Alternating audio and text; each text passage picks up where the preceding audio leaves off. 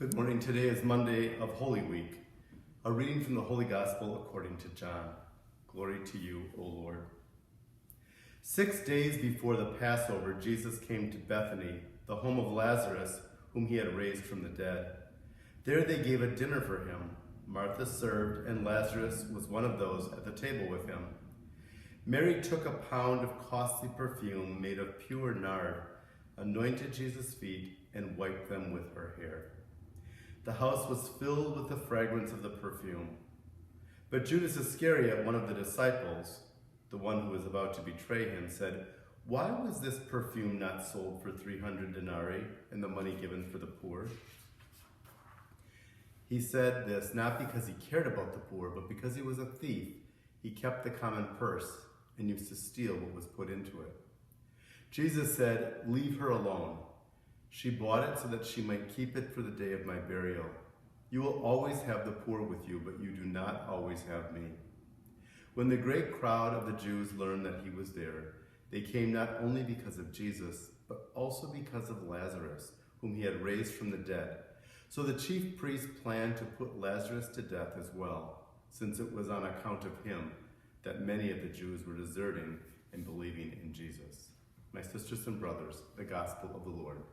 Praise to you, Lord Jesus Christ. As we move into this Holy Week, the readings, of course, get very dramatic. And this is a really beautiful reading in some ways because we see that Jesus always causes tension, and does today. We see people like Mary and Lazarus and Martha who are really drawn to him, and people who've been touched by the lives of him, like Lazarus, who are drawn to him. We also find, though, that there's many people who are indifferent to Jesus or even adamantly oppose him.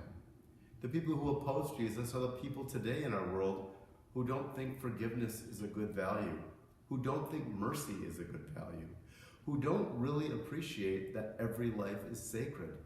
We don't need that. Don't talk to us about that. That's political when we stand up for the unborn or the immigrant or the person on death row. This story might seem like a long time ago, but it's contemporary.